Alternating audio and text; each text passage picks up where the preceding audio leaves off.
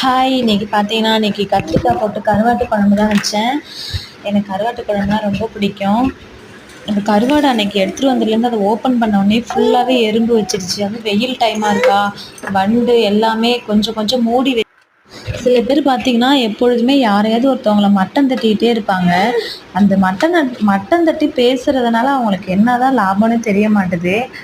அது மாரி உங்கள யாராவது மட்டம் தட்டி பேசினா, அவங்க உள்ள ஃப்ரெண்ட்ஷிப்பு எல்லாத்தையுமே நீங்க கட் பண்ணிடுங்க.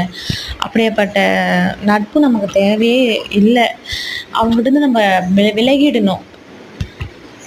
தப்பே பண்ணியிருப்பாங்க அவங்க. நம்ம போய் ஒரு விஷயம் இப்படி பண்ணாதன்னு சொன்னா, "நீலாம் அட்வைஸ் பண்ற அளவுக்கு நான் நடந்துக்கலன்னு" சொல்லுவாங்க.